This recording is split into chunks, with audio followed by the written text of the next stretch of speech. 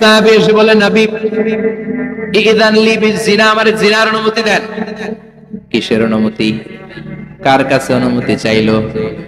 অন্যান্য সাহাবারা এই যুবক ছেলেটাকে ধমকাতে লাগলো, বসো, এই মিয়া বসো, বিশ্বনবীর কাছে কি কথা বলে এগুলা?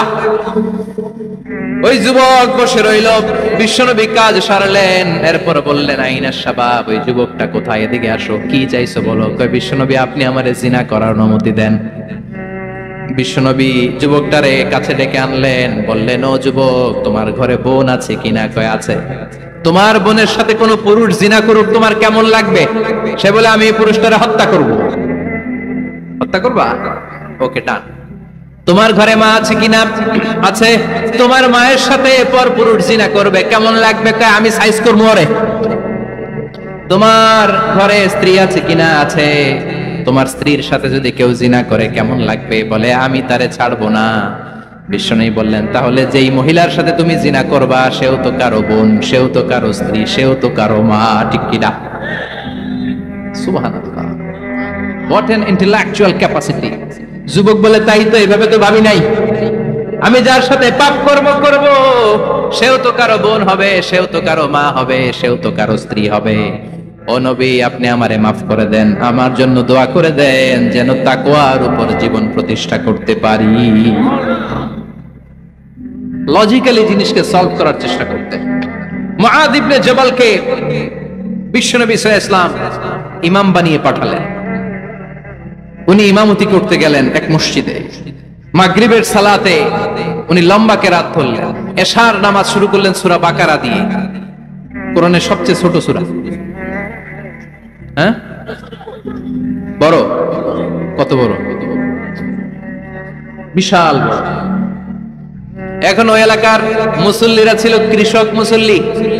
এক কৃষক মুসল্লি সাহাবী নামাজের পেছনে দাঁড়ালেন, দেখলেন বাকারা দিয়ে ধরছে, কেরাত শেষ হয় না, আর দাঁড়িয়ে থাকতে পারে না, পায়ে ব্যথা করে, পিঠে ব্যথা করে। কিছুক্ষণ পর রেগে মেগে নামাজ ছেড়ে দিয়ে বারান্দায় নামাজ পড়ে বিশ্বনবীর কাছে বিচার দিতে গেলেন। যে বললেন, নবী এমন ইমাম পাঠাইছেন এশা পরে বাকারা দিয়া। বিশ্বনবীকে সর্বনাশ, মুআয তো ভেজাল লাগাই ফেলতেছে। ডেকে পাঠালেন, সহিহ বুখারীর বর্ণনা। বিশ্বনবী বললেন, মুআয, what are you doing there? কি করছো তুমি সেখানে? আফাতানুন আনতা ইয়া মুআয, ও মুআয, তুমি কি ফিতনা বাজাও নাকি?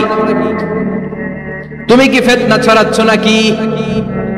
খেটে খাওয়া মানুষ, কৃষক মানুষ, মাঝারি সাইজের কত সুন্দর সূরা আছে, ওয়াদ-দুহা ওয়াল-লাইলি ইযা সাজা, আল কারিআতু মাল কারিআ, আসনানাই, আলহাকুমুত তাকাসুর, আসনানাই, এগুলো দিয়ে না পড়ে বড় বড় সূরাতুল্লাহ কেন্দ্রে মুআয, আফাতানুন আনতা ইয়া মুআয, তোমারে কি আমি অ্যাপয়েন্টমেন্ট দিছি তুমি ফিতনা বাজাবা? খবরদার মুআয, ইয়াসসিরু ওয়ালা তুআসসিরু, ইসলামকে মানুষের কাছে সহজ করে উপস্থাপন করবা। বাশশিরু ওয়ালা তুনাফিরু, ইসলামকে এমন ভাবে উপস্থাপন করবা না যে তোমার কথা শুনে মানুষ দিন থেকে ভেগে ভেগে যায়। তাহলে এই দায়ভার ইসলামের নয়, এই দায়ভার বর্তাবে তোমার কাঁধের উপর। চিৎকার করে বলেন ঠিক কিনা? আমাদের মধ্যে অনেকে ইসলামকে অনেক কঠিন করে ফেলে, মানুষকে আশার বাণী শোনায় না। কই এমনে না বললে আপনার বাদ, আপনি বেদাত করছেন, আপনি শিরক করছেন, আপনার কিচ্ছু হবে না। যারে বলে কিচ্ছু হবে না, সে বলে আমার যেহেতু কিচ্ছু হবে না, তোর কথা শোনার আমার দরকার নাই। যে আমারে আশার বাণী শোনায় আমি তার কাছে যাই, ঠিক কি না? এজন্য সহিহ ইসলাম আপনি প্রচার করবেন, but your approach should be very flexible. 70 বছর যেটা চালু আছে আপনি একদিনই উঠিয়ে দিতে পারবেন? It's not a logical approach. বিশ্বনবীর অ্যাপ্রোচ, বিশ্বনবীর রেশনাল ক্যাপাসিটি এমনটা ছিল না।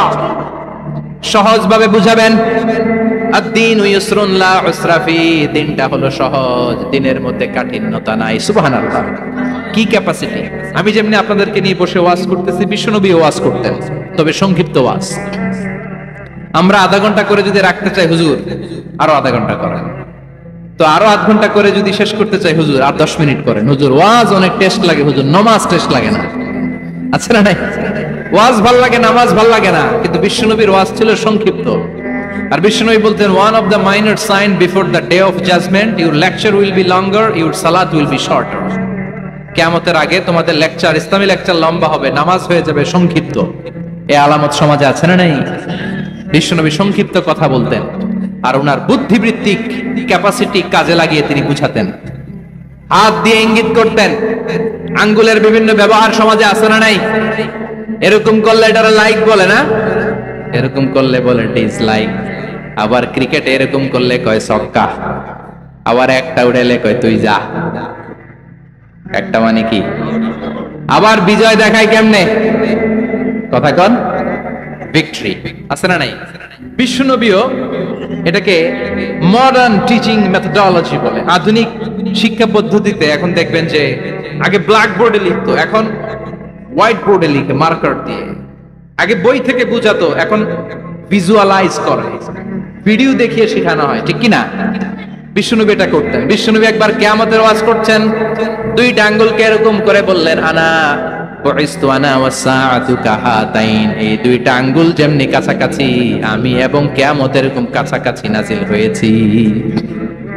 আমি এবং কিয়ামত এরকম কাছাকাছি। বুইসতু আনা ওয়াসসাআতু কাহাতাইন। আবার বলতেন, আনা ওয়া কাফিলুল ইয়াতীমি কাহাতাইন, আমি এবং ইয়াতীমের রক্ষণাবেক্ষণকারী এই দুইজন জান্নাতের এরকম কাছাকাছি থাকবো। কোন সুবহানাল্লাহ। এরকম আঙ্গুল দিয়ে বিশ্বনবী বুঝাতে চাইতেন।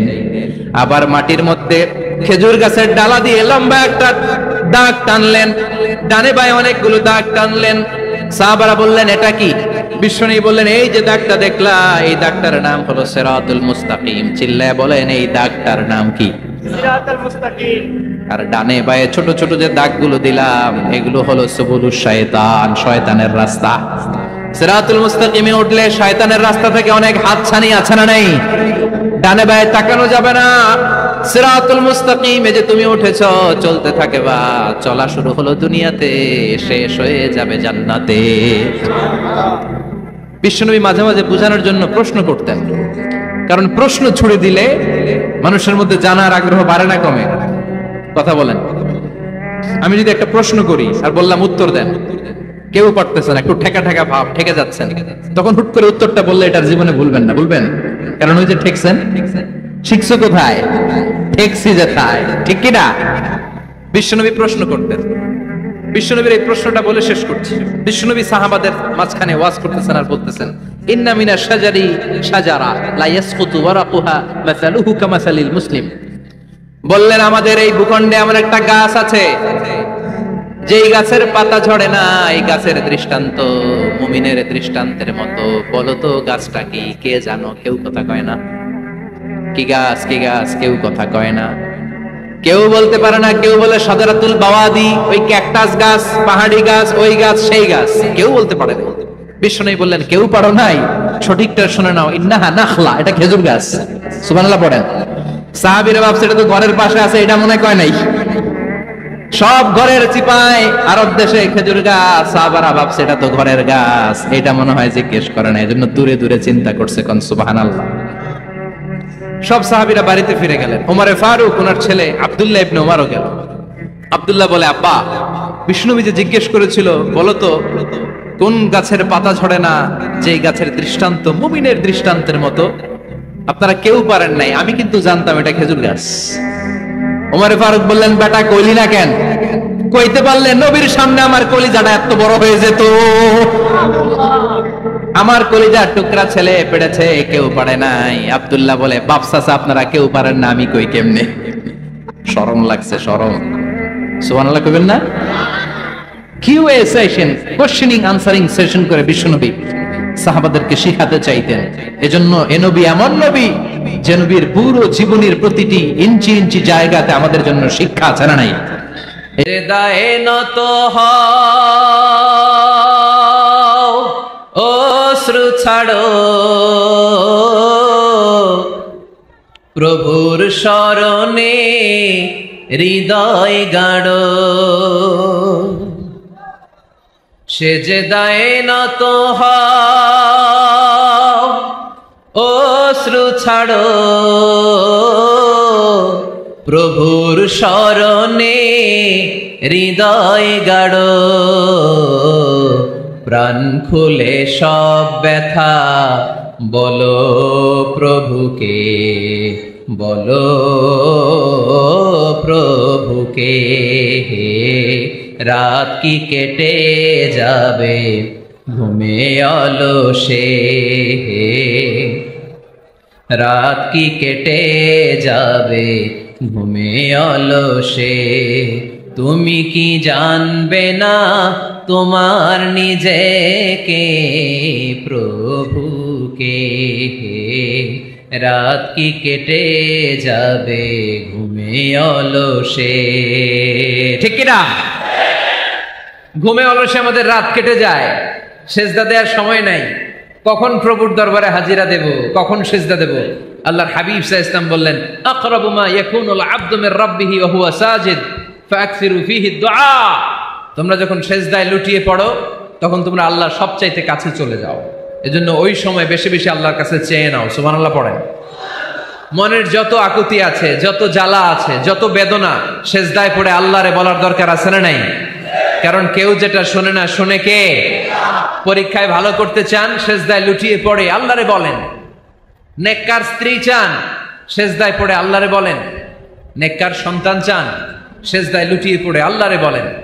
বিসিএস পরীক্ষায় টিকতে চান, সেজদায় লুটিয়ে পড়ে আল্লাহকে বলেন। পাসপোর্ট দিয়ে রেখেছেন, ভিসা হয় না, সেজদায় লুটিয়ে পড়ে আল্লাহরে বলেন। মনের যত জ্বালা, যত যন্ত্রণা, যত আকুতি, যত হাহাকার, সেজদায় লুটিয়ে পড়ে আল্লাহরে বলেন।